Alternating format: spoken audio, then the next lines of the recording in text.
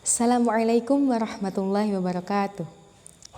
Alhamdulillahirabbil alamin wassalatu wassalamu ala asyrafil anbiya'i wal mursalin sayyidina Muhammadin wa ala alihi washabbihi ajmain amma ba'du.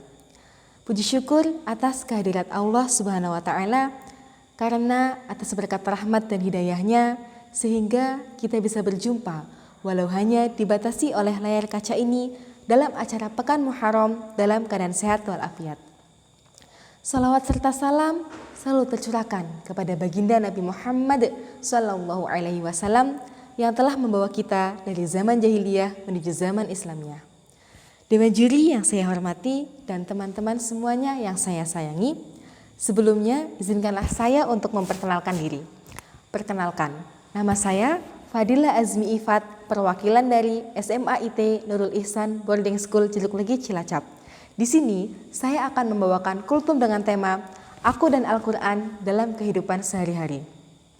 Jika kita membahas tentang aku dan kamu, maka tidak akan pernah ada akhirnya. Jadi sekarang mari kita bahas tentang aku dan Al-Quran. Sebenarnya bukan hanya tentang membahas aku dan Al-Quran, tapi juga membahas tentang aku, kamu, kita semua dan Al-Quran. Seberapa dekat sih kita dengan Al-Quran? Pasti jawaban para hadirin sekalian sangat beragam. Ada yang menjawab dekat, ada yang menjawab cukup dekat, dan ada yang menjawab sangat dekat. Nah, gimana sih caranya agar kita dekat dengan Al-Quran? Yang pertama yaitu membaca Al-Quran. Dalam sebuah hadis yang berbunyi, Bismillahirrahmanirrahim, Qala Rasulullah sallallahu alaihi wasallam, afdalu ibadati ummati qiraatul Quran. Yang artinya, Rasulullah Shallallahu Alaihi Wasallam bersabda, sebaik-baik ibadah umatku adalah membaca Al-Quran. Membaca Al-Quran membuat hati kita menjadi tenang. Selain itu juga mendapatkan pahala yang sangat berlipat ganda. Nih, daripada teman-teman misalnya lagi gabut, lagi bosan gak ngapa-ngapain, mending membaca Al-Quran. Saat sedih, baca Al-Quran. Jawabannya ada di Quran Surat Al-Baqarah ayat 25. Saat kesusahan, baca Al-Quran. Jawabannya ada di Quran Surat Al-Insyirah ayat 5. Saat putus asa, baca Al-Quran. Jawabannya ada di Quran Surat Yusuf ayat 87. Dan saat kecewa, bacalah Al-Quran. Jawabannya ada di Quran Surat Ar-Ra'd ayat 28. Nah, jadi semua masalah yang kita hadapi itu jawabannya sudah ada di dalam Al-Quran. Silakan dibuka dan dibaca. Maka dari itu, Al-Quran disebut dengan Al-Huda, yaitu petunjuk bagi seluruh umat manusia.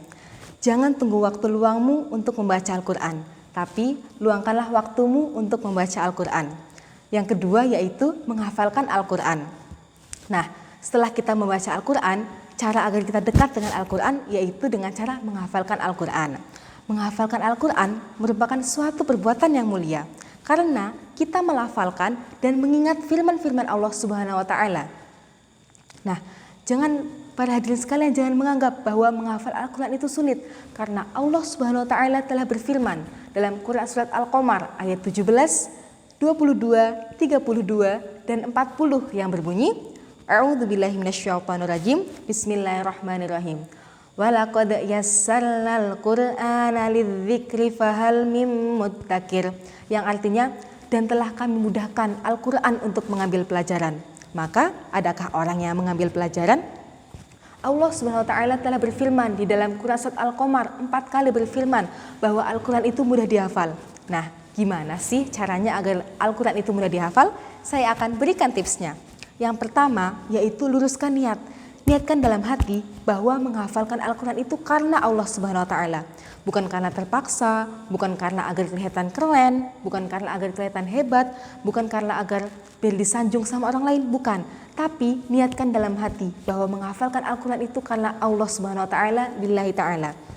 Yang kedua yaitu fokus. Kalau menghafalkan Al-Quran, kita itu harus fokus. Pikirannya jangan kemana-mana. Kalau pikirnya kemana-mana, nanti kita nggak fokus. Maka dari itu kita harus fokus dalam menghafalkan Al-Quran. Yang ketiga yaitu buat target sesuai kemampuan kita. Misalnya nih, kita mampu menghafalkan sehari itu 5-10 ayat. Ya sudah, hafalkanlah saja setiap hari itu 5-10 ayat. Yang penting kita istiqomah.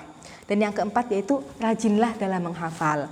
Karena menghafal itu tidak bisa dicapai dengan malas-malasan. Jadi kita harus senantiasa rajin untuk menghafalkan Al-Quran.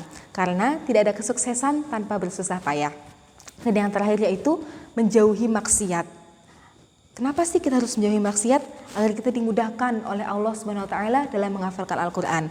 Jadi kurang-kurangi yang namanya gibah, julid, berprasangka buruk dan lain-lain agar kita dimudahkan oleh Allah Subhanahu wa taala. Nah, jadi itu beberapa tips untuk menghafalkan Al-Qur'an dengan mudah.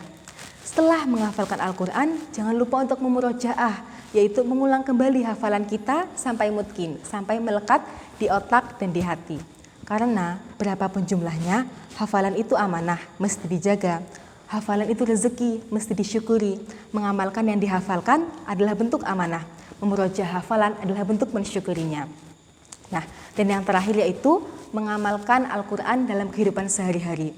Apa yang terkandung di dalam Al-Quran hendaklah kita amalkan dalam kehidupan sehari-hari. Contohnya seperti sholat, puasa, berbakti kepada orang tua. Nah, jadi itu dia cara-cara agar kita bisa dekat dengan Al-Quran. Dewan juri yang saya hormati dan teman-teman sekalian, prinsipnya jika tidak meninggal dalam keadaan hafal Al-Quran, maka paling tidak meninggal dalam keadaan menghafal Al-Quran. Jika tidak meninggal dalam keadaan mutqin, maka paling tidak sedang berjuang murojaah untuk mutqin. Jadi pesan saya adalah jadikan Al-Quran seperti handphonemu yang setiap saat kau cek dan ketika kau jauh darinya, kau merasa gelisah dan kehilangan. Buah duku, buah manggis, dicuci dulu baru dimakan. Jatah waktu sudah habis, kultum saya cukup sekian. Demikianlah kultum yang dapat saya sampaikan. Mohon maaf apabila ada kata-kata yang kurang berkenan di hati para hadirin sekalian. Lebih dan kurangnya saya juga mohon maaf. Saya akhiri, wabillahi taufiq wal hidayah. Wassalamualaikum warahmatullahi wabarakatuh.